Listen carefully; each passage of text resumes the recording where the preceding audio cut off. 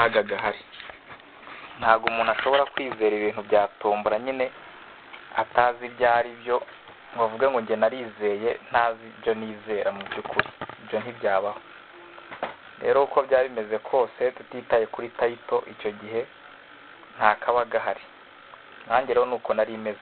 Nashoboraga kuba naririmba muri korali, nashoboraga kuba nayobora yena nabwiriza, ko bajyaga bari mu mwanya ngo abantu mbabwirize, ariko ntashobora gusubiza ikibazo ngo mvuge ngo njyewe najya mu ijuru kubera impamvu iyi n'iyi, kandi ngo iyo mpamvu nyisubize nkurikije ibyanditswe byera. Icyo gihe rero akaba ari akaga gakomeye. Nahakanaga ibyanditswe bimwe na bimwe byo mu ijambo ry'Imana.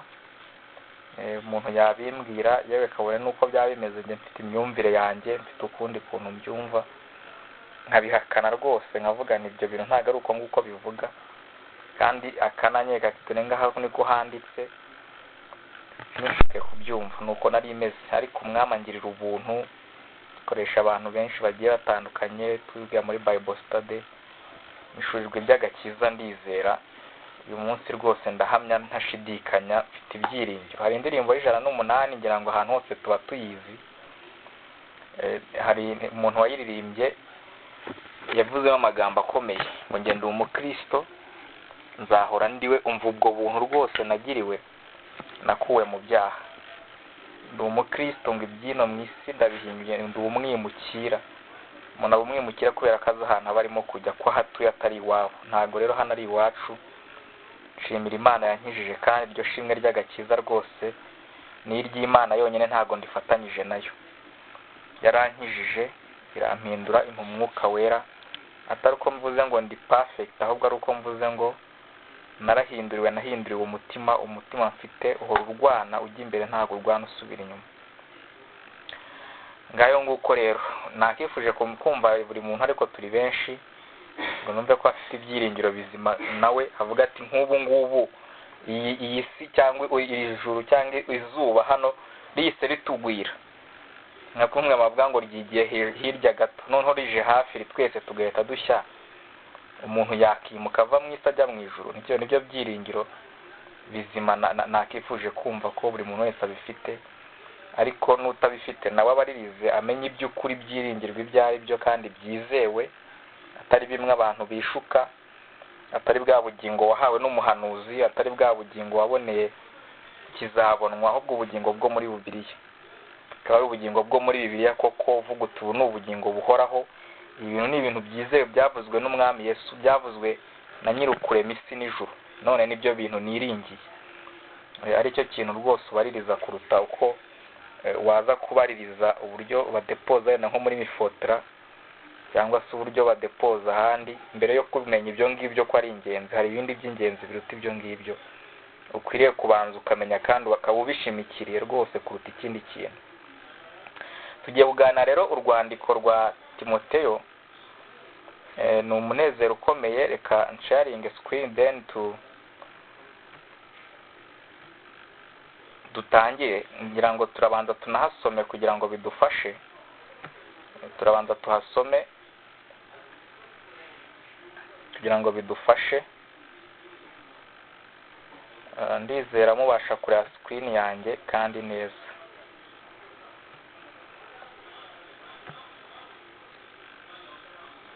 Haba hari umuntu se ushobora kudusomera uru rwandiko yihuse kugira ngo turusome mu by'ukuri, dutangire turwige ariko twanasomye?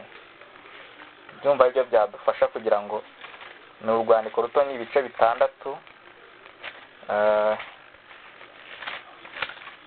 Dufashe iminota mike ndumva ntacyo byatwara yo gusoma twihuse, cyangwa reka mpisomere kugira ngo twihute.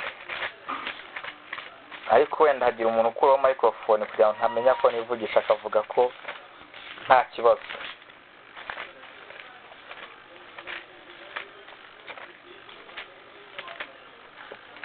Nta kibazo? Nta kibazo, twasoma twihuse cyangwa twige mwari mwahasoma?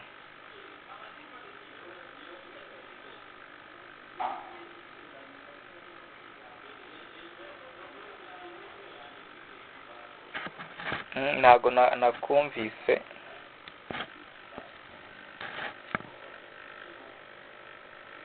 cyangwa hari undi muntu wansubiza?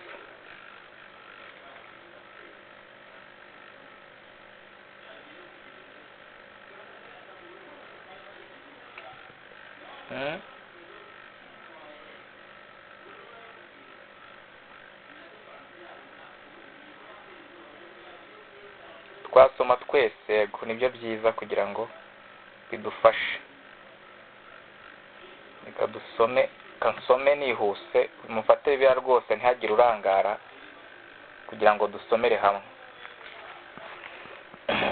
Paulo wagizwe intumwa ya Kristo Yesu kubw'itegeko ry'Imana umukiza wacu, na Kristo Yesu ari we byiringiro byacu, ndakwandikiye Timoteyo umwana wanjye nyakuri nibyariye mu byo kwizera, ubuntu n'imbabazi n'amahoro bibe kuri wowe biva ku Mana Data wa twese no kuri Yesu Kristo umwami wacu. Umurimo wagenewe Timoteyo ari muri Efeso, ugume muri Efeso nk'uko nakwinginze ubwo najyaga i Makedoniya, kugira ngo wihanangirize bamwe kutigisha ukundi cyangwa kwita ku migani y'ibinyoma cyangwa amasekuruza atagira iherezo, bidafasha umurimo w'Imana wo kwizera, ahubwo bizana impaka. Ibyo mbibategekeye kugira ngo bagire urukundo ruva mu mutima uboneye kandi uticira urubanza, bagire no kwizera kutaryarya. Ibyo bamwe babiteshutseho biyobagiriza mu biganiro by'amanjwe, bashaka kuba bigisha b'amategeko nyamara batazi ibyo ari byo cyangwa ibyo bahamya babishegera. Icyakora tuzi ko amategeko ari meza koko iyo umuntu yagejeje uko akwiriye amategeko, kandi tuzi ko amategeko atakiriho umukiranutsi keretse abagome n'ibigande n'abatubaha Imana n'abanyabyaha n'abatarabera n'abatita ku by'Imana n'abakubita ba se na ba nyina n'abicanyi n'abasambanyi n'abagabo bendana n'abanyaga abantu bakabagura n'ababeshyi n'abirarira ibinyoma n'ibindi byose bidahura n'inyigisho nzima zihuje n'ubutumwa bwiza bw'ubwiza bw'Imana ihimbazwa ubwo nahawe. Ndashimira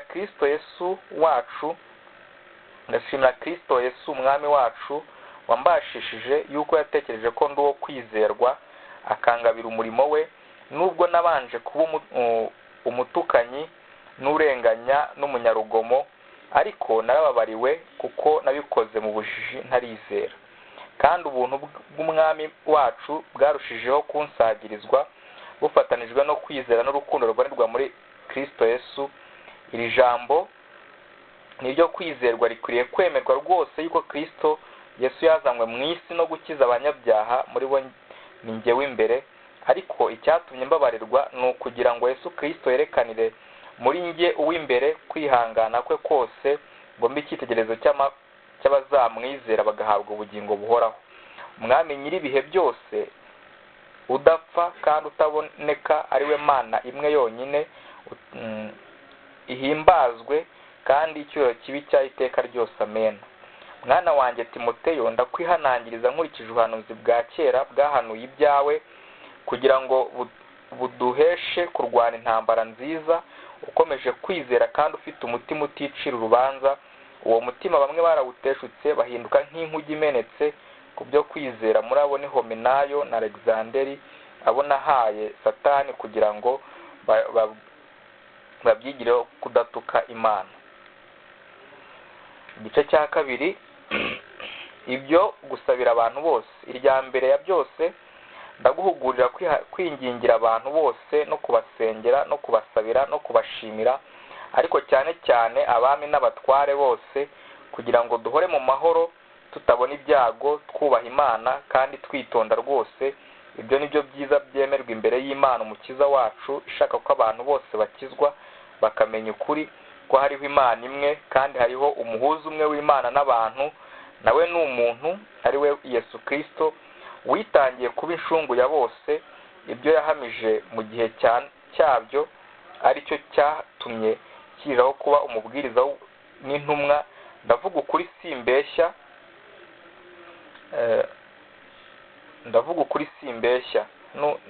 n'umwigisha wo kwigisha abanyabyaha kwizera n'ukuri. nuko ndashaka ko abagabo basenga hose barambuye amaboko yera, badafite umujinya kandi batagira impaka, kandi n'abagore nuko ndashaka ko bambara imyambaro ikwiriye, bakagira isoni birinda kandi batirimbisha kuboha umusatsi cyangwa izahabu cyangwa imaragarita cyangwa imyenda y'igiciro cyinshi, ahubwo birimbishije imirimo y'ingeso nziza nk'uko bikwiriye umugore. Abagore bavuga yuko bubaha Imana, umugore yigane ituze aganduke rwose, kuko nanga ko umugore yigisha cyangwa ngo ategeke umugabo, ahubwo agira ituze, kuko Adamu ari we wabanje kuremwa, nyuma hagakurikiraho Eva, kandi Adamu se wayobejwe, ahubwo umugore we niwe wayobejwe rwose ahinduka umunyabicumuro. Nyamara abagore bazakizwa mu ibyara nibakomeza kwizera, bakagira urukundo no kwera, bakirinda.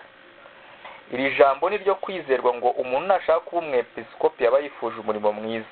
Nuko umwepiskopi akwiriye kuba inyangamugayo no kuba umugabo w'umugore umwe, abe adakunda ibisindisha, wirinda, agira gahunda mu kubaho kwe, akunda gucumbikira abashyitsi, afite ubwenge bwo kwigisha, utari umunywi wa vino cyangwa umunyarukoni, ahubwo abe umugwaneza, utarwana, utari umukunzi w'impiya, utegeka neza abo mu rugo rwe, agatera abana be kumvira no kubaha rwose. Mbese utazi gutegeka abo mu rugo rwe yabasha ate kurinda itorero ry'Imana?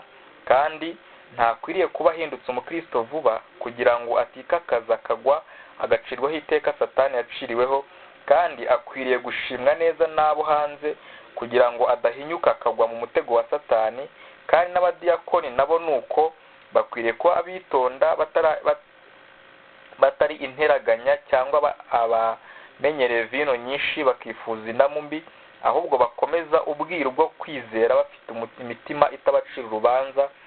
Bakwiriye kubanza kugeragezwa, maze nibatabaho umugayo babone gukora umurimo w'ubudiyakoni. N'abadiyakonikazi nabo nuko habe abitonda, abatabeshyera abandi, abadakunda ibisindisha, bakiranuka muri byose.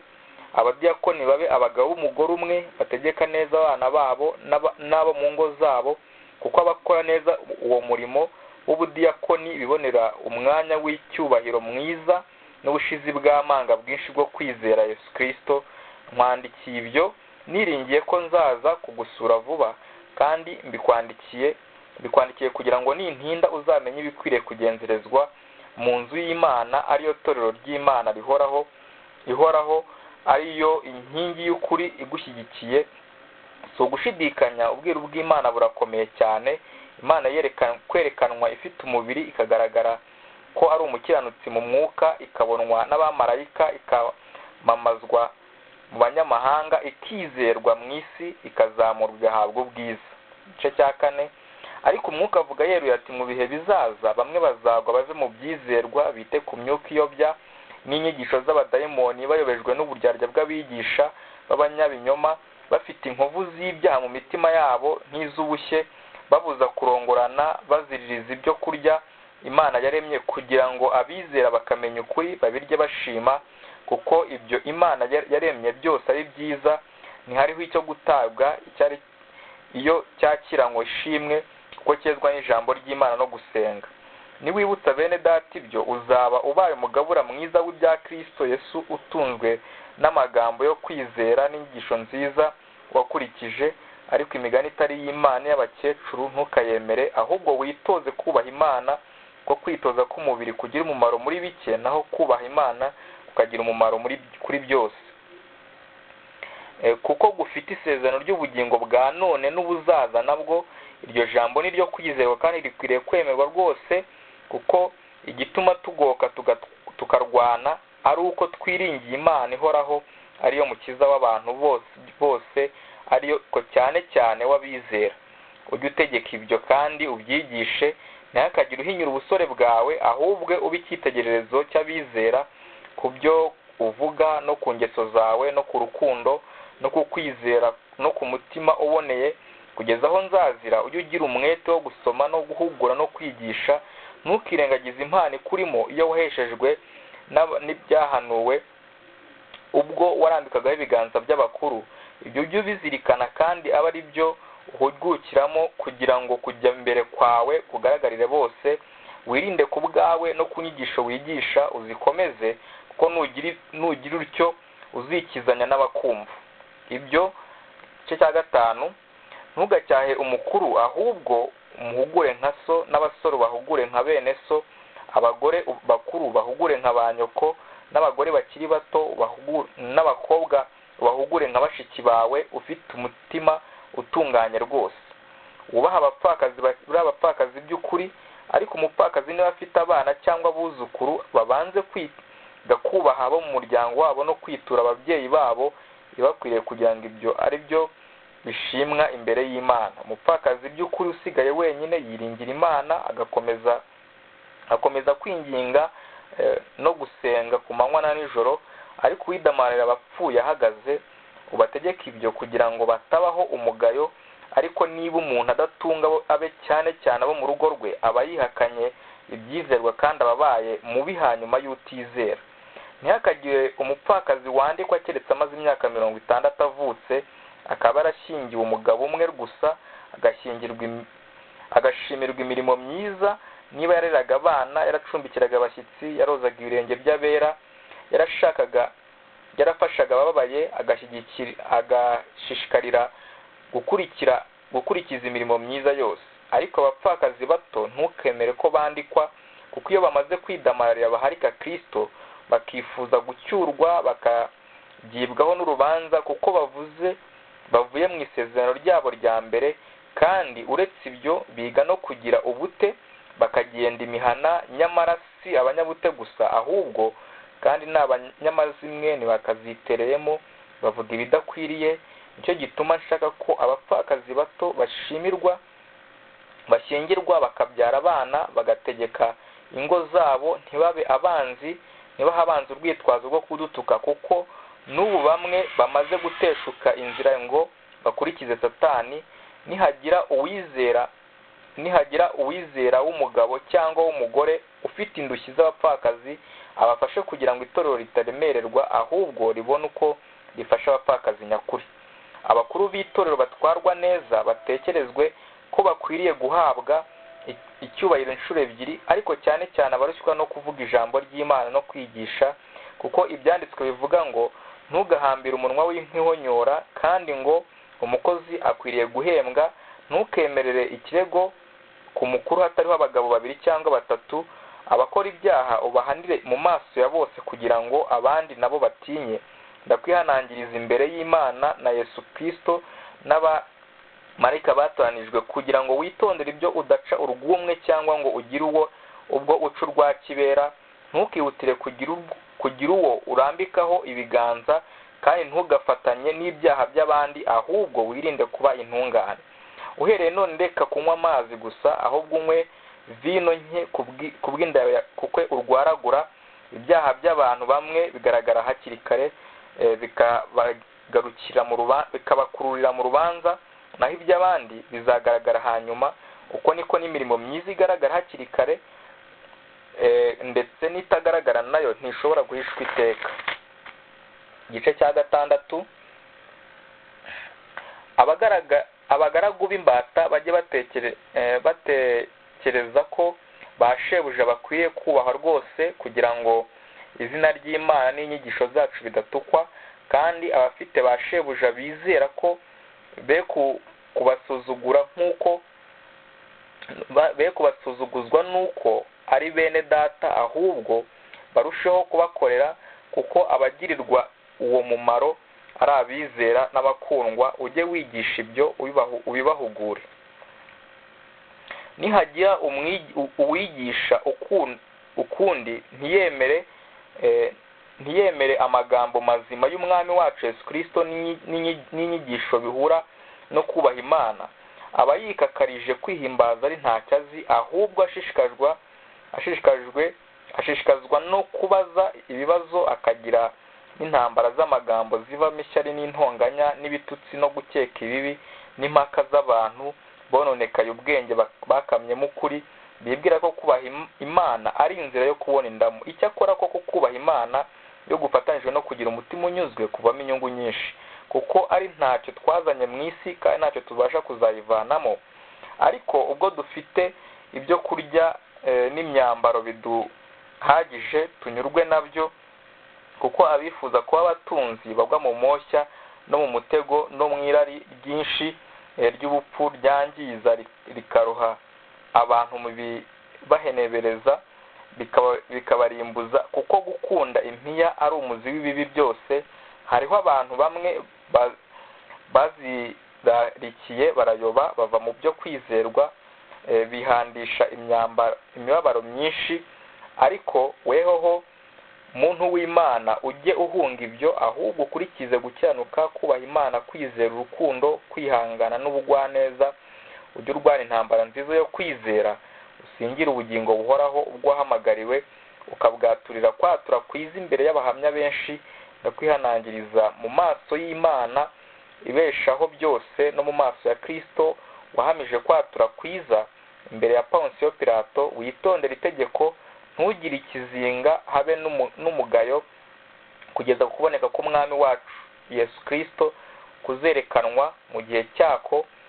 Niyo ifite ubutware yonyine ihiriwe, ariyo mwami w'abami, w'umutware utwara abatware. Niyo yonyine ifite kudapfa, iba mu mucyo utegerwa, nta muntu wigeze kuyireba kandi ntawe ubasha kuyireba. Icyo n'ubutware bidashira bibe ibyayo. Amen. Wihanangiriza abatunzi bo mu by'iki gihe, kugira ngo be kwibona cyangwa kwiringira ubutunzi butari bwo kwizigirwa, ahubwo biringira Imana iduha byose itimana, ngo tubinezererwe, kandi bakora ibyiza, babe abatunzi ku mirimo myiza, babe abanyabuntu bakunda gutanga, bibikira ubutunzi buzaba urufatiro rwiza mu gihe kizaza, kugira ngo babone uko basingira ubugingo nyakuri. Timoteyo we, ujye urinda icyo wagabiwe, uzibukire amagambo adakwiriye kandi atagira umumaro n'ingirwabwenge zirwanya iby'Imana. Hariho abantu bivuga ko babufite, bikaba byarabateye kuyoba, bakava mu byo kwizerwa. Ubuntu bubane namwe. Dukoresheje iminota nka 20 dusoma, ntabwo ari iminota myinshi. Ndagira ngo dukomeze tureba mu by'ukuri iki cyanditswe, nako iki gitabo cyagishatse kutubwira iki muri iki gihe twari turimo kugisoma. Ubundi uru rwandiko ni urwandiko rwandikiwe Timoteyo uvugwa ko yafatanyije rwose uvuga ko ari umufatanya w'umurimo na Pawulo mugenzi we, amwita mugenzi we yandika. Iyo turebye neza nko mu mwaka nyuma ya Kristo, mu mwaka 1950 kugera 1951, Timoteyo yari mu rugendo yabaye involved mu rugendo rwa Pawulo rwa kabiri. Tubona mu byakozwe n'intumwa mu gice cya 16. Noneho muri 1962 hagati ya 1962 na 1964 arafungwa, nibwo yanditse urwandiko rwa mbere rwa Timoteyo. Bavuga ko ashobora kuba yariciwe muri 1964 kugera 1967 akicirwa i Roma, ariko nta n'ibintu bivugwa nk'inkuru mu by'ukuri. Bamwe bavuga ko ashobora kuba yarashaje neza, abandi bakavuga ko ashobora kuba yariciwe i Roma. Ntabwo hari inyandiko zigaragara zivuga urugendo rwe ngo zibihamye neza, n'ubwo bamwe bagerageza gutanga ibimenyetso. Intego nyamukuru y'uru rwandiko rero tuyisanga mu gice cya 3 umurongo wa 14 kugera kuri 16, aho tubona haravuga ngo ariko wehoho ugume mu byo wize ukabyizezwa, kuko uzi uwakwigishije. Nasomye wa 2 mu gice cya 3 umurongo wa 14 kugera kwa 16, aravuga ngo ndakwandikiye ibyo niringiye ko nzaza kugusura vuba, kandi mbikwandikiriye kugira ngo nintinda uzamenye ibikwiriye kugenzerezwa mu nzu y'Imana, ariyo torero ry'Imana ihoraho, ari nayo inkingi y'ukuri igushyigikiye. So gushidikanya ubwiru bw'Imana bw'ubumana burakomeye cyane. Imana kwerekana ifite umubiri, ikagaragara ko ari umukiranutsi mu mwuka, ikabonwa n'abamarayika, ikamamazwa mu banyamahanga, ikizerwa mu isi, ikazamurwa igahabwa ubwiza. Rero yanditse uru rwandiko yandikira Timoteyo, kuko mwabibonye ko mu gice cya mbere yari yamwingingiye kuguma i Roma, yari yamusabye kuguma muri Efeso noneho amwandikira rero amubwira ko ateganya kumusura vuba, ariko ngo mu gihe ataraza naramuka atinze kugira ngo azamenye uko akwiriye kugenza itorero.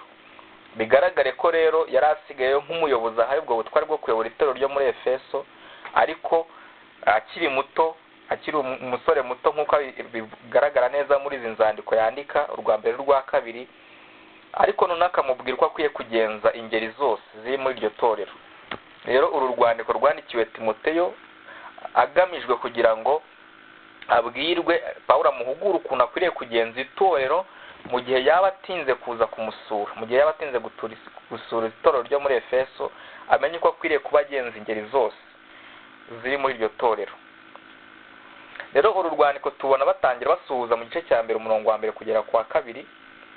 Ni insuhuzanyo avuga n'uwo yandikiye n'uwanditse uwo ari we. Mu gice cya mbere nanone umurongo wa gatatu kugera kwa 20 tubona confrontinga inyigisho zitari iz'ukuri, akavuga ati rwose abantu bigisha gutya, akerekana uburyo izo nyigisho ari ikibazo, kandi koko atari n'inyigisho zo kumvwa na gato. Avuga ko abantu bashimikira kwigisha amategeko batazi ibyo bigisha, babishegera. Rero aba confronting inyigisho z'ibinyoma. Noneho tubona ayerekana noneho uko ubu describing, atanga descriptions, ibisobanuro bigaragaza ko ubuzima bwahuye n'ubutumwa bwiza nyakuri buhinduka rwose, bugahinduka bukavaho bwari buri imbere bukajya mu wundi murongo. Mu gice cya kabiri umurongo wa mbere kujya ku gice cya gatatu umurongo wa 13. Mu gice cya gatatu rero umurongo wa 14 kujya kuri 16 niho handi twamaze gusoma arimo kumubwira impamvu amwandikiye. Then mu gice cya 4 umurongo wa mbere kugera kwa 5 amwereka none inyigisho z'ibinyoma adaciye ku ruhande, uko bamwe bigisha inyigisho z'ibinyoma none akazerekana nyirizina. Noneho mu gice cya 4 umurongo wa 6 kujya kuri 16 agomba kumwereka noneho nawe ubwe uko akwiriye kuba shaped n'ubutumwa bwiza. Nk'umuyobozi amugira inama, akamwereka nawe uko akwiriye kumera. Saha mu gice si muri uru rwandiko gusa, no mu rwandiko rwa kabiri wera niba muzarwiga uzabibona nko mu gice cya kabiri naho amubwira gufatanya na bene data bafite imitima iboneye. Amwereka rwose uburyo akwiriye kuba shaped n'ubutumwa bwiza kugira ngo abashe kuyobora. Noneho mu gice cya 5 umurongo wa mbere kugera kwa 6 kugera ku murongo mu gice cya 5 kugera ku murongo wa mbere kugera ku gice cya 6 umurongo wa 2 yerekana no amagroups uko agomba kuba shaped n'ubutumwa bwiza. Abasaza, abadiakoni, buri mu ngeri zose, abayobozi n'abayoborwa n'ingeri z'abo bantu, kuba abagabo, abagore, inkumi n'abasore. Yerekana nyine buri muntu wese ukuna kuba niba koko yizera ubutumwa bwiza kandi akayoborwa nabwo akaba ari member w'itorero, unakwiriye kuba ameze. Noneho yongera gusoza none yerekana abasuhuza yes, ariko noneho yerekana nanone akonfrontinga za nyigisho z'ibinyoma. Iyo urebye rero ahantu yanditse ari Paulo nako yandikiraga abantu, yandikiye abantu bari muri Efeso nkuko tubona mu gice cya 2 umurongo wa 3. Bana abantu bari muri Efeso. Efeso rero ni ahantu hari hegereye inyanja nkuko mubibona ku ikarita. Ahangaha bishatse kuvuga iki rero? Bishatse kuvuga ko niwumva arimo gukomfortinga abwira abantu ngo bamwe nyine bakwiye kuba bakora, abandi bagafasha abadafite icyo bakenye. Ntago bo bari bafite ikibazo nk'icyo wenda nk'uko umuntu yakigera mu Rwanda cy'imirimo. Ntago ikibazo ari cy'imirimo, ahubwo bari abantu bafite abatizera barangwa no kuba ari abantu bigendera mu gusebanya, birwa bashyushya inkuru nuko tubibona abivuga.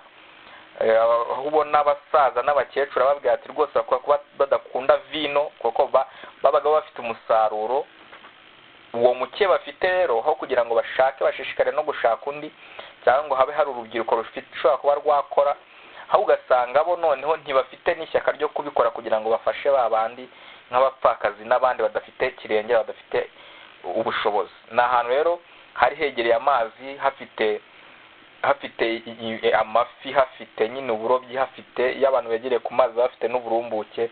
Si ikibazo cy'ibyo gukora bari bafite, ahubwo bari bafite ikibazo cyo kutumva bashaka kubikora, abandi bakanezezwa no gushyushya inkuru n'ibindi. Niyo miterere y'abantu yandikiraga.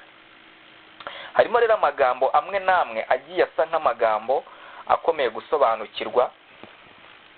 Iyo abantu batasomye bitonze, kenshi usanga ayo magambo batayumva cyangwa bakayavugisha ibyo atashaka kuvuga. Ni yamwe ngira ngo twibandeho, wenda ntihaba harimo n'andi, mu gihe cy'ibibazo turaza kuyagarukaho n'ibisubizo. Hari ijambo rya mbere tubibona mu gice cya mbere umurongo wa 2, avuga ngo my child in faith, umwana wanjye mu byo kwizera. Reka masome mwumve ko havuga ngo ndakwandikiye Timoteyo, umwana wanjye nyakuri nibyariye mu byo kwizera, ubuntu n'imbabazi n'amahoro bibe kuri wowe, biva ku Mana Data wa twese no kuri Kristo umwami wacu. Timoteyo rero ntabwo yari umwana mu by'umubiri, yewe nitunabyitegereza ntabwo yari nta nubwo wahamya neza ngo uvuge ngo Pawulo niwe wabwirije Timoteyo ngo arakizwa, nk'uko abantu nyine bajya bakunda kubivuga. Reka hagira umuntu usoma Abakorinto, yakora microphone agasoma Abakorinto ba mbere igice cya 7 umurongo wa 8. Undi nawe arebe mu Bakorinto ba mbere igice cya 9 umurongo wa 5. Hagira ukura microphone akasoma.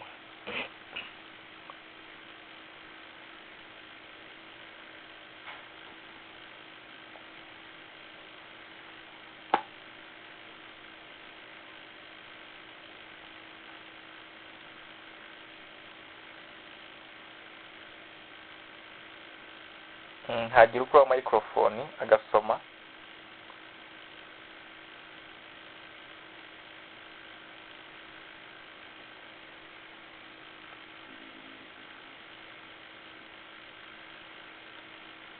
Ntawe hauze.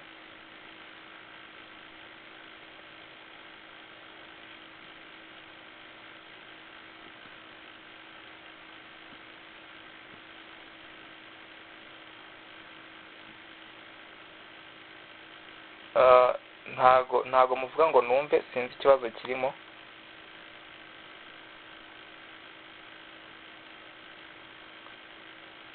Sindimo kumva mu by'ukuri.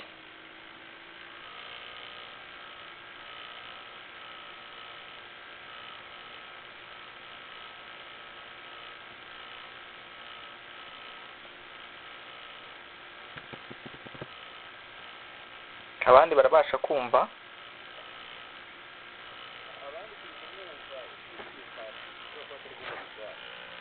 Okay. Ninjye njyenyine utamwumva.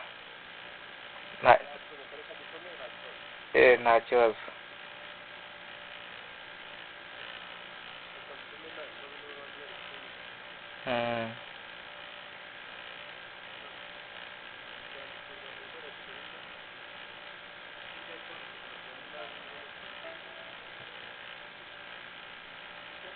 Ego.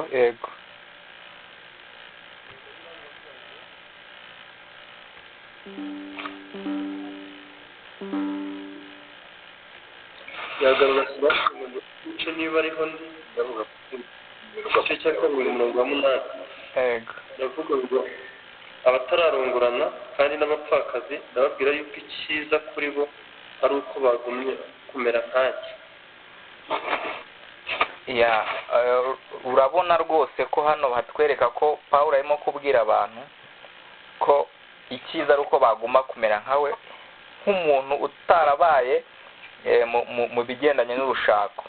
Nicyo kintu arimo kwerekana hano. Arimo arabwira abatararongorana, nuko abatarashaka cyangwa se abapfakazi, ko icyiza ari uko bakigumira kumera nkawe. Bivugwa ko rero Pawulo ashobora kuba atarabaye mu bigendanye n'urushako, cyangwa se akaba yarabayemo igihe gito ariko kitamwemerera kugira umuryango. Handi iyo tugiye tubonye mu byakozwe iyo tubonye mu byakozwe n'intumwa n'ahandi, reka turebe hano mu Bakorinto naho ndakeka habikomozaho, awongera usome nanone igice cya 9 umurongo wa 5.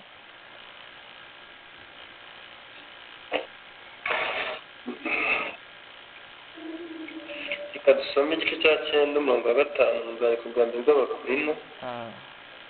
avuga ngo ntitwakwemererwa kugira abagore bizera ngo tujyane nabo nk'uko izindi ntumwa zigenza, na bene se w'umwami Yesu na Kefa.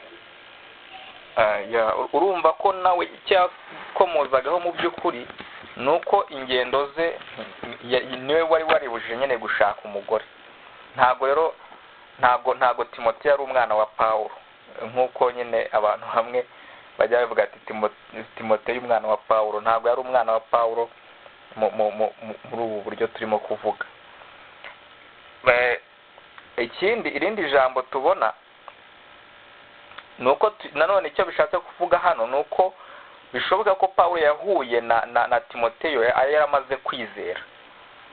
Reka tubirebe mu nzandiko hano zimwe na zimwe mu byakozwe n'intumwa ibice 16 umurongo wa 10 wa mbere kugera ku wa 3.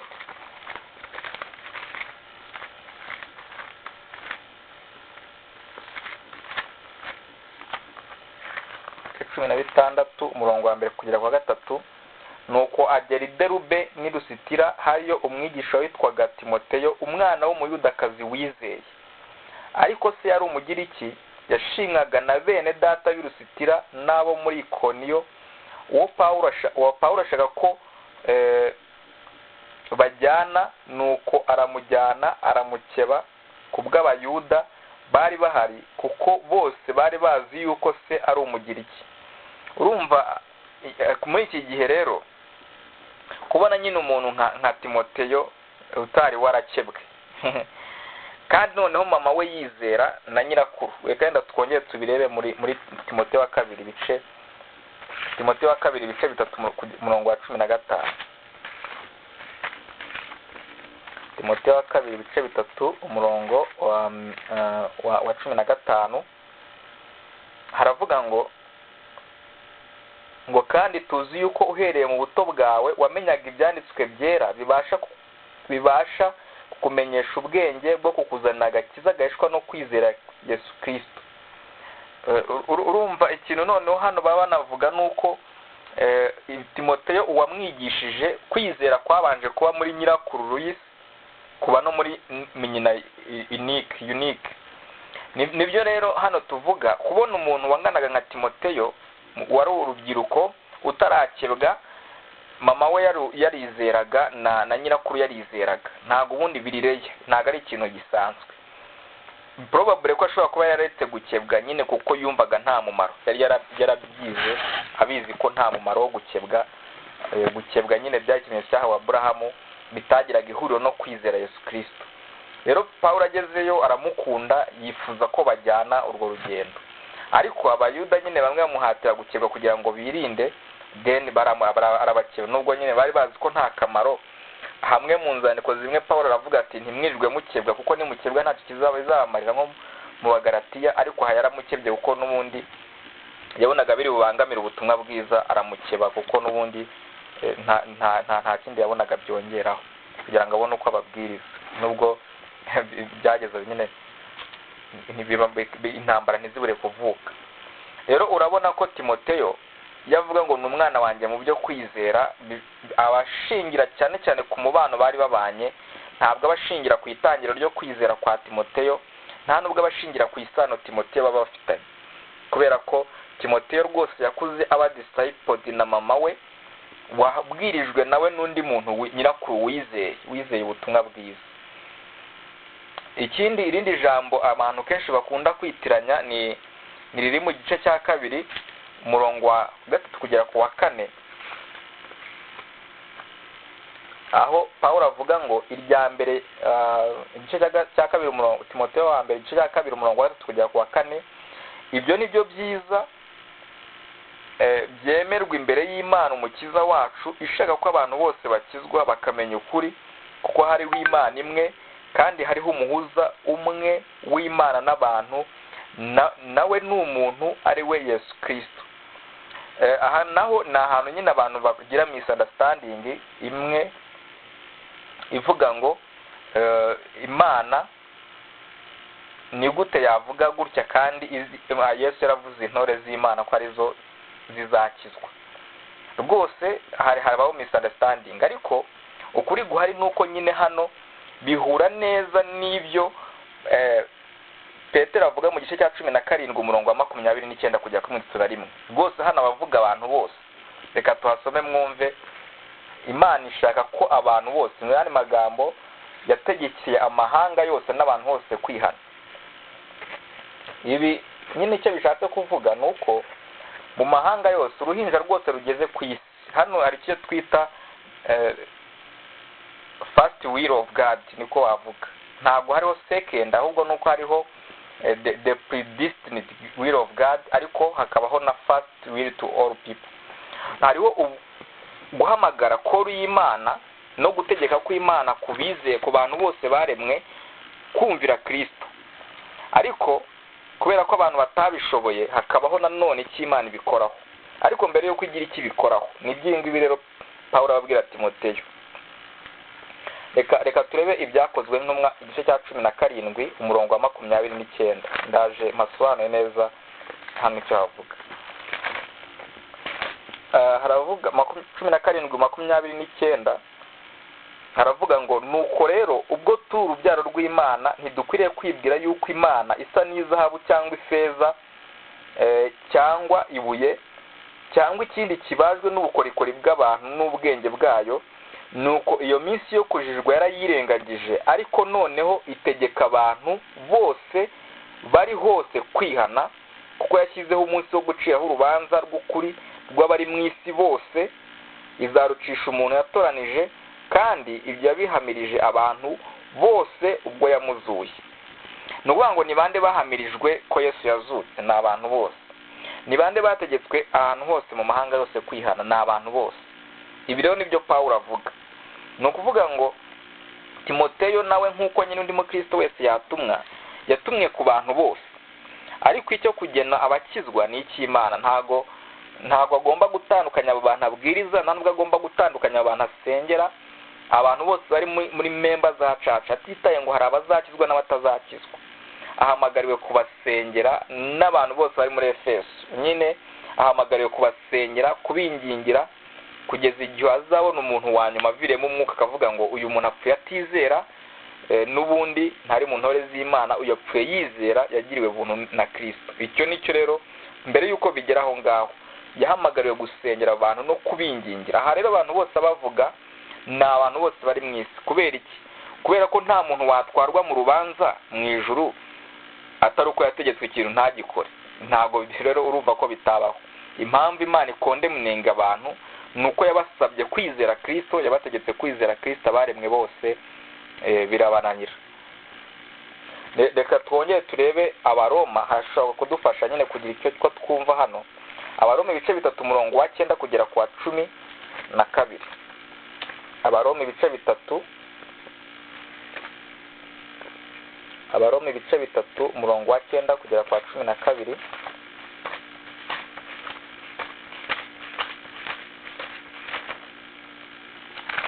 Haravuga ngo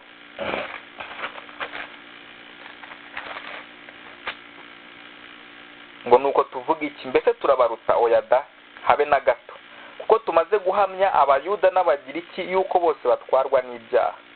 Nk'uko byanditswe ngo ntawe ukiranuka n'umwe, ntawe umenya, ntawe ushaka Imana, bose barayobye, bose bahindutse ibigwari, ntawe ukora ibyiza n'umwe. Umuhogo wabo ni imvi irangaye, bariganishijwe indimi zabo, ubusabwe bw'inshira buri mu minwa yabo, akanwa kabo kuzuye ibitutsi n'amagambo abishye, ibirenge byabo byihutira kuvusha amaraso, kurimbuka n'umubabaro biri mu nzira zabo. Urumva icyo hano barimo kutwereka nuko bose barayobye. Bose bayobye iki? Bayobye Imana ibategeka nyine kwihana. Ntabwo bumviye Imana. Bose ntawe ushaka Imana, Imana ibahamagarira kuyizera. Ntawe ushaka Imana, ntawe ukiranuka n'umwe, ntawe ukiranuka ku Mana ibabwira ngo mukiranuke. Nyine ni bose. Urumva hari icyo kintu cy'uko abantu bose Imana ibanza kubategeka ntibumve, ariko Imana ikagira icyo ibikoraho kugira ngo, nk'uko tubibona mu Baroma mu gice cya 9, kugira ngo Imana yerekane imbabazi zayo. Nicyo tubona. Rero umuntu wese azajya mu rubanza kuko yategetswe kwihana ntiyihane. Imana atari n'abumvise ubutumwa bwiza bwa Yesu Kristo, ahubwo n'abandi bose bafite umutima nama, nk'uko tubibona mu gice cya mbere cy'Abaroma. Ibyo wenda wabibona neza ugiye mu kwiga urwandiko rw'Abaroma. Rero ahangaha abantu bavugwa bo gusengerwa, bo kwingingira, ni abantu bose rwose udakuyemo n'umwe, haba intore z'Imana n'abandi bose bazigomeka ku butumwa bwiza. None ikindi hano tubona undi murongo ukunda guteza impaka ndetse no kumvwa nabi, ni mu gice cya 2 umurongo wa 9 ubwira abadamu kutaboha imisatsi. Reka tuhasome nanone mwumva uko havuga. Igice cya 2 umurongo wa 9 uravuga ngo, kandi n'abagore nuko ndashaka ko bambara imyambaro ikwiriye, bakagira isoni birinda, kandi batirimbisha kuboha imisatsi cyangwa izahabu cyangwa imaragarita cyangwa imyenda y'igiciro cyinshi. Urumva hano abantu baba bacyasoma bakavuga ati ntabwo umuntu rwose akwiriye kuboha umusatsi. Ariko ntibinyenyene no gushaka kumva muri Bibiliya icyo ishaka kumvamo, atari ukumva context ya Bibiliya. Kuko ibintu hano, urutonde rw'ibintu baratanga urutonde rw'ibintu bitari ukuboha umusatsi gusa. Baravuga bati ndashaka ko abagore bambara imyambaro ikwiriye. Hari ikintu cya mbere bavuze ngo kwambara imyambaro ikwiriye, bakagira isoni birinda. Hari ukugira isoni birinda kandi birimbisha batirimbisha kuboha umusatsi cyangwa izahabu. Ntago ari ukwirimbisha kuboha umusatsi gusa nk'uko bavuga, cyangwa izahabu cyangwa imaragarita cyangwa imyenda y'igiciro cyinshi. Urumva rero abantu nyine ko yakumva ibyo bashaka kumva, ahita afata umusatsi akawushyira ku ruhande, akavuga ati ibi nibo bavuga. Wakaza yambaye igitenge kigura 50,000, afite umushahara w'20,000, akumva nyine ko nta kibazo we. Oya, icyo bavuga hano rero, baravuga umutima w'umugore rwose wumvira Kristo uko ukwiye kuba umeze. Ntago ari umugore ushaka ibintu by'igiciro cyinshi adafitiye ubushobozi kugira ngo yemeze abantu. Ntago ari umugore wibohesha imaragarita, ufite amaherena ye y'200,000 adashoboye kuyakorera ngo nibwo ari bwemeza abantu. Ntago ari umugore wibohesha kuboha imisatsi. Ikindi twibuka nuko iki gihe cyabo cyo kuboha imisatsi mu gihe cyabo ntago byabaga ari imisatsi yindi bongeraho twebwe twongeraho hano, kuko Abayuda bagira imisatsi iri naco. Iyi misatsi imwe n'imwe nayo banagurisha Abahinde n'Abayuda. Rero iki gihe kuboha imisatsi nyine byabaga ari uburyo style yo kuboha umusatsi ku buryo uba attractive, ukumva ko niba waboshye umusatsi ukawukaraga mu buryo runaka aribwo butuma uba attractive ku bagabo, ahubwo kuba attracting ukoresheje umutima uboneye, umutima uciye bugufi wumvira uganduka. Rero aha naho ni irindi jambo rikunda guteza impaka. Niba haza kuba hari irindi jambo muze kujyanika ku ruhande, turaza kugira icyo turivugaho. Hano rero ababwira none gusimbuza inyigisho zipfuye n'ibintu bibi bipfuye, none akababwira n'ikibisimbura. Wenda umuntu mushaka kuza kugenda muri mirongo ku mirongo, ariko bimwe muri byo nuko ababwira gusimbuza inyigisho zipfuye n'imigani, akababwira ati noneho mugire sound doctrine.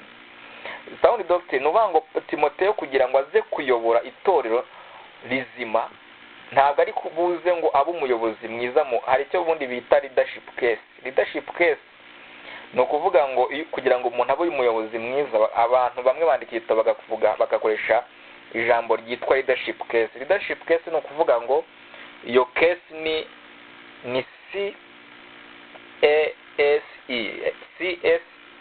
CASE, ni ukuvuga ni case nk'uko wagomba ngo case ariko ni y'icyongereza, ariko ni amagambo ahinnye afite ni acronym ya C, aho C ivuga character. Umuyobozi mwiza agomba kuba afite character nzima.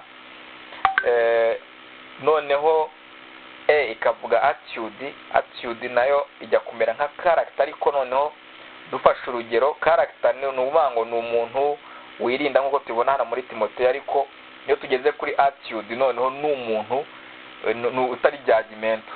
Brenda dufashe urugero nk'ubu wicaye umuntu akaza akavuga ijambo akavuga ngo ariko ubu ntashatse kuvuga iki ngiki, uko utekereza abantu nabi rero mu mutima ni bad attitude, ariko gutekereza umuntu nyine ukibwira ikintu kizima kuri we ni good attitude. Umuyobozi mwiza rero ntabwo akwiye kuba yibwira ibintu nyine mu mutima ngo atekereze ibintu, ngo niba hari umuntu ukunda gukambya agahanga ngo uvuge ngo uriya muntu nyine aranyanga, iyo ni bad attitude.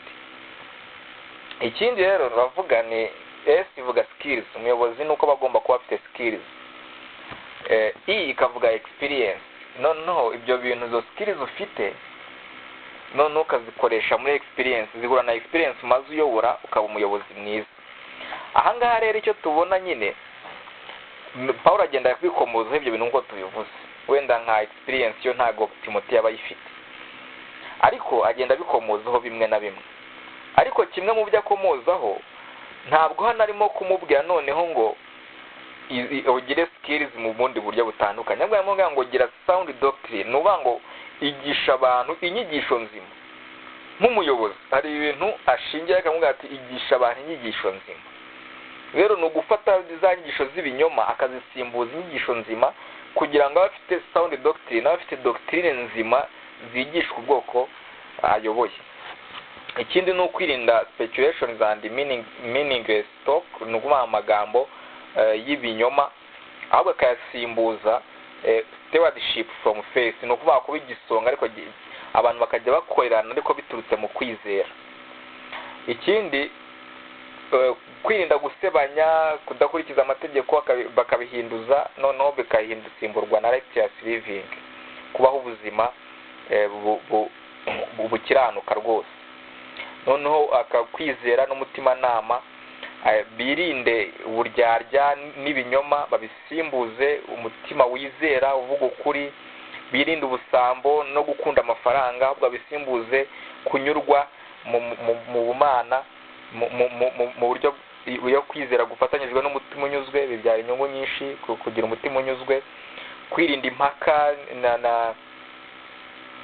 ahubwo bakabisimbuza kugira amahoro no gusenga, modesty and vanity, kuba batagira umuco muzima, bakabisimbuza gukora rwose bafite imirimo myiza, gossip, amagambo no kutagira icyo bakora, noneho bakabisimbuza kumanaginga ingo zabo no gukora ibikwiriye. Noneho abakire ngo babihimbaza, bagira arrogance, bakabisimbuza kugira umutima uciye bugufi no kwirinda rwose bafite umutima wirinda. Noneho gukoresha kwizera nkaho ari inzira yo kubona indamu, bakabisimbuza kubaha no kumvira, ndetse na true godliness, nuvuga ngo kugira umutima wizera ariko unanyuzwe, niko wavuga. Kugira umutima wabumana, niko wavuga. So ikindi rero inyigisho twagenda dukuramo amagambo amwe n'amwe generale mu isomo, mu nyigisho zose, kubera ko tuzagenda tureba umurongo ku murongo icyo ushaka kutwigisha. Ababwira rwose ko iyo hari inyigisho z'ibinyoma, ikintu kibaho, inyigisho z'ibinyoma zipromotinga speculations, zizana nyine biriya twagiye tubona, amagambo ku mutima uhagaze utizera, aho kugira ngo abantu babe stewardship, babisonga bizima bifite umutima wizera Imana. Inyigisho z'ibinyoma nicyo ngicyo zibyara. Twagiye tubibona aho avuga ngo abantu bamwe baba bakazitereyemo, bakabaza ibibazo, bagashimikira kwigisha batazi ibyo bigisha. Rero ahangaho biratandukana, kubera ko abantu noneho iyo bigishwa ukuri basavinga bafite umutima uturuka mu kwizera. Umuntu akajya akora ibintu ariko abikoreshwa nuko yizera Kristo. Ikindi, the good behavior of the church is enabled by teaching sound doctrine. Imyizerere nyakuri hari rwose, nimubibona hanze hari ikibazo cy'uko abantu ba promotinga gusirimba n'ibindi, ugasanga sermon ifite nk'iminota 15 ya nyuma. Uko kuri rero guhari nuko abo bantu nta kintu na kimwe bazigera bagira mu bigendanye no kumvira Imana no kubaha Imana. Baza abantu iyo bafite sound doctrine, uvuga ngo iyo bigishwa ukuri bakagira gusenga, bakagira discipline from faithful leaders, abayobozi bari disciplined rwose. Ukuri guhari nuko bagira imyitwarire mizima. Hari igihe wumva abantu barimo kuvuga ngo ariko se ngo ubuzima bw'abizera b'iki gihe ngo ko butameze nk'ubwo mu gihe cy'intumwa. Bavuga nko mu byakozwe n'intumwa ibice 242 aho bahoraga bashikaye by'intumwa zigishaga kumanyura umutima no gusenga. Nyine urumva kugira ngo bibeho nuko habaga hari abayobozi bashishikariye iby'intumwa zigishaga. Noneho abandi nabo bagashishikarira kubyumva kuko hari abashishikariye kubyigisha. Babashyiraho platform yo gusenga. Niwitegereza intumwa ntabwo zirengagizaga kugaburira abakene. Nubona hano rwose mu itorero ryabo ntabwo birengagiza abapfakazi. Ngo bavuga ngo abapfakazi ko baza gusenga bakaba bakennye bajye bahora baza bazumva ubutumwa bwiza bubafasha. Oya, ahubwo nyine hari leaders bari disciplined bita ku kantu kuri details ku buryo uvuga bati umupfakazi waje ashobora kuba adafite icyo kurya, ntacyo yariye. Nyine hari abantu nk'abo ngabo bashishikariye kwigisha inyigisho nzima, bashishikariye gusenga, banashishikariye bafite discipline rwose ku buryo abantu babonaho icyitegererezo kandi bakabakurikira. Ikindi nuko abayobozi kugira ngo abantu b'abayobozi b'itorero bagomba kuba vetted rwose, bagomba kwita ku mutima wabo. Babonye barimo kuvuga ngo ntakwiriye kuba ari umuntu ukijijwe vuba ngo atikakaza akagwa. Kuri akugwa rero barimo kuvuga nuko niwumva harimo ibintu bibiri: kuba adakijijwe vuba. Kuba adakijijwe vuba birashaka kutwereka iki? Birashaka kutwereka ko maybe uyu muntu afite agakiza kazima, kuko agakiza kazima kikagaragaza nyine impamvu avuga ngo ntakwiriye kuba akijijwe vuba nuko kajya mbere nyine kagenda gakura kugeza ku kigero cy'igihagararo cya Kristo. Rero aba bavuga ngo abizera mu gihe cyo kwimika abayobozi nuko bagomba kuba vetted bakareba ingeso zabo kugira ngo babe, kuko nyine nibo heart ya church, nibo umutima w'itorero, nibo ibyo turimo kuvuga, nibo bazashikariza abandi, bazigisha sound doctrine. Ntabwo kenshi ugiye kureba nyine abantu baratora bakavuga bati dutora umuntu ufite umutima mwiza udashobora kurya amafaranga ABCD, ariko hano biratandukanye kubera ko bavuga ngo ntakwiriye kuba akijijwe vuba, agomba kuba yashobora gutsinda abamugisha impaka. Uko gukizwa vuba nuko biganisha kuri assurance of salvation. Umuntu udakijijwe by'ukuri, turabibona Yesu yigisha inyigisho ivuga ngo ubutumwa bwiza bugereranywa rwose n'umuntu wabibye imbuto, zimwe zigakukara hashize agahe gato zirabura rwose ziruma, izindi ziramera hashize igihe gito ziruma, ariko imbuto nyakuri iragenda igaprofondinga ikinjira kugeza ubwo yera imbuto. Uko umuntu aragenda amara iminsi mu gakiza niko bigenda bigaragara ko agenda arwana, yahawe umutima mushya urwana ugana kuri Kristo kandi uhora wiga uhora. Rero abayobozi bagomba kuba vetted kugira ngo rwose bigaragare ko abantu agakiza bafite atari agakiza gapapirana cyangwa kitiriwe kiswe izina agakiza atari agakiza, ari abantu bakisa agakiza. Noneho yerekana ko ubutware, authority of the leader comes from pure heart and faith. Yerekana ko ubutware bw'umuyobozi buturuka mu mutima uboneye no kwizera. Umutima uboneye no kwizera rwose, azirongazi nta mutima uboneye nta n'ubutware uwo muyobozi aba afite. Ni kandi kwizera kuko nyine yerekana ko agomba kuba ashize amanga, ariko abishaka gushira amanga kwe atari ukwigira umugabo, ahubwo uko gushira amanga ari uko kwerekana ko ibi bintu ari ukuri, ari nako kuri gukwiriye kwemerwa no gukurikizwa. Ikindi yerekana ko the life of the church attendance matters much to gospel spreading. Ubuzima bw'abatendinga church, imibereho yabo iyi atari myiza rwose isebya ubwo butumwa bwiza. Ni ikintu rero Paulo avuga ngo nihagira umuntu ugaragara ukundi uhita umuhana mu maso ya bose kugira ngo abantu bose batinye. Rero ubuzima bw'abizera ba church attendance buramataringa kuruta uko wabitekereza. So nagira ngo rero dusoreza kuko mbona atari mu yadufashe. Niba hari nk'umuntu umwe ufite ikibazo cyangwa babiri tukiganireho, then duhita dusoza mwakanga nk'iminota nk'icumi wenda twamaze tutatangira neza tugahita dusoreza aho ngaho.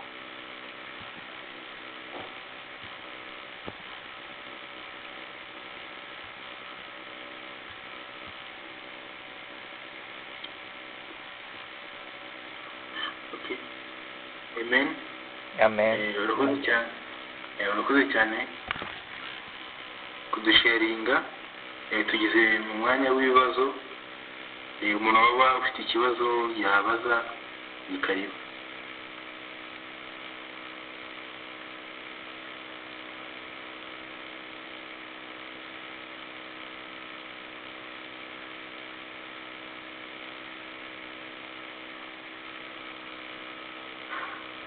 Nta ufite ikibazo?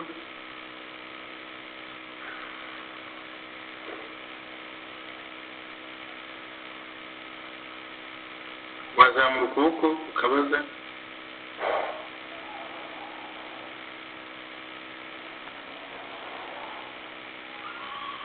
Cyangwa yahita nakuraho microphone agahita akibaza nta kibazo.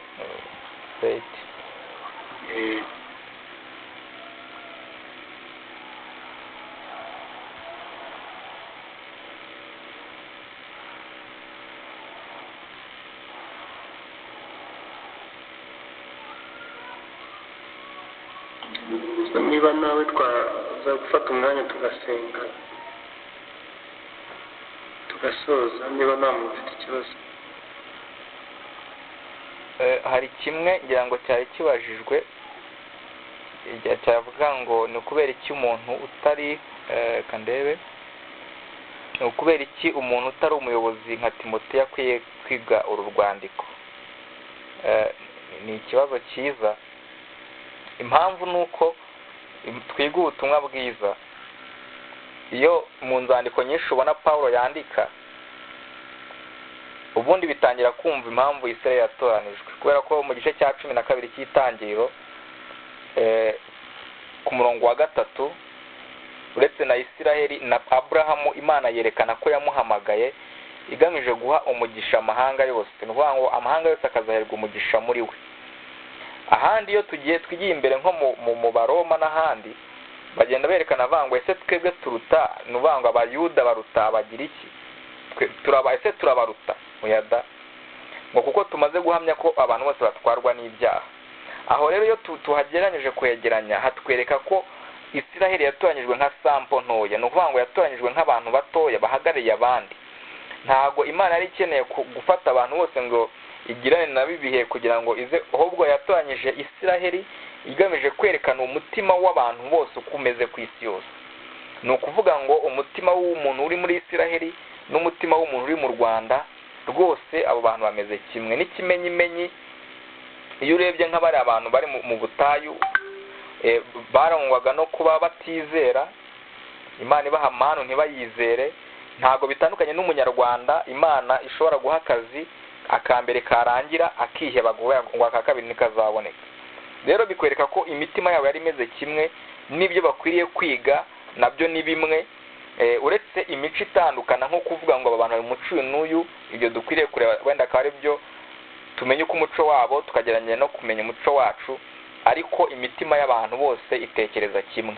Nubyitegereza rero imyizerere yari ipfuye iri muri itorero ryo muri Efeso, nta itandukanye n'imyizerere ipfuye iri muri itorero ryacu, kuko icyo gihe nyine abantu bizeraga ko bakizwa n'ibyo bakoze, n'uyu munsi abantu bizera ko bakizwa n'ibyo bakoze. Icyo gihe abantu barangwaga n'amazimwe no kudakunda gufasha abo mu ngo zabo, n'uyu munsi niko bimeze. Abantu barangwa n'amazimwe no kudakunda gufasha abo mu ngo zabo. Hari ibintu rero imico ihuriyeho, imico isamo runaka, ariko kuba iyo mico isa runaka cyangwa se idasa runaka ntibivuze ko abantu badafite umutima umwe, kandi ko Imana idahinduka igira ikibahamagarira. Rero ni ingenzi ko umuntu uri mu Rwanda, niyo yaba atari umuyobozi, afite ibintu biri muri umuco we akwiriye kumva ko akwiriye kuzibukira, kubera ko baravuga ubuzima bw'umuyobozi bakavuga n'ubuzima bw'abayoborwa.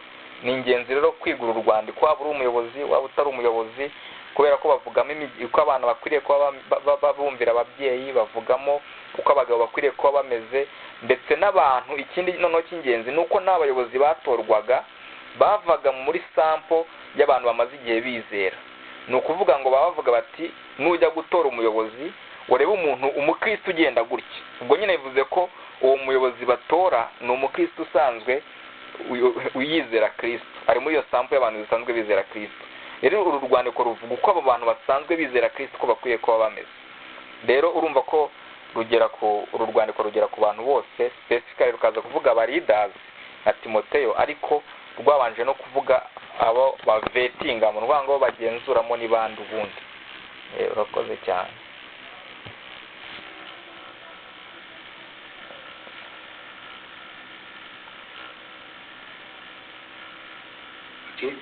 Murakoze cyane. Nimba nta bundi twakomeza mu gice cyo gusharinga prayer topic, ibyifuzo ibyo ufite ku murimo w'Imana, ukora umurimo w'Imana, so that you can share it, so that you can take time and pray for it.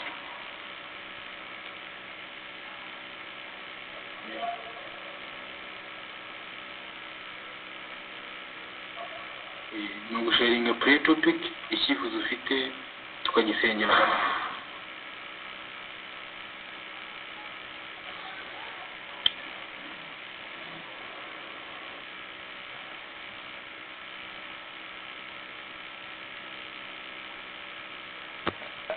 Wenda niba ntano bagisharinga ndagifite. Mu by'ukuri uretse gusengera hari icyo bashinzwe cyo gusengera ubutumwa bwiza ngo bwigisha muri branche zose, ariko ngewe hari ikindi kintu njya ntekereza muri leadership. Mu by'ukuri wenda sinzi niba gishobora kuba cyarakemutse muri rasa, ariko bisa nkaho iyo abayobozi bimitswe basa nk'abatangiye ubwabo. Uvuga ngo abantu, umuntu ugiye kuri leadership akaba asa nk'utangiye kwishakishiriza uburyo azayobora abantu, uburyo azabaha guidance, which is something a big gap into the gospel community. Ni gap nini cyane ikomeye dukwiye gusengera kugira ngo Imana igire platform ishyiramo, kubera ko niba umuntu atangiye kuyobora agasa nk'utangira kwishakishiriza, nta platform yari isanzwe hari yo kumufasha. Umuntu umuha training ngo habe hari nka wenda hari nka rasa wenda yo mu gihugu ishinzwe gutanga izo training, gushyiraho guidance ku buryo umuntu uje bahita bamukurikirana bakavuga bati dore ibi nibyo byigishwa. Icyo gihe rero hazahora hatorwa abayobozi bamwe bizera ubutumwa bwiza, abandi batabwizera, ubutumwa bwiza bujyane n'umuyobozi wabo, cyangwa se bigende gutyo nyine uko bimeze. Ni ikintu cyo gusengera rero Imana ishyireho rwose iyi platform yo ku buryo abayobozi bazajya bafashanya, kandi akaba ari ikintu ku buryo umuntu utowe ngo abayobora yizeye ubutumwa bwiza ajyane nabwo. Ni ikintu dukwiye gusengera muri rasa, Imana igaca izo nzira. Amen. Amen. Ikindi cyifuzo rero uretse no gusengera rasa zose amabranchi, hari amabranchi afite ibyifuzo byo kugura ibyuma kugira ngo bibafashe, hari amabranchi bafungiye gusengera mu kigo, nabyo no kubisengera kugira ngo Imana ice inzira kuri icyo kintu, kugira ngo dukore umurimo w'Imana tuyihimbaze turi free aho dusengera hose hatandukanye. Undi waba ufite icyifuzo nawe yagisharinga muri uyu mwanya kugira ngo ducunguze uburyo umwete.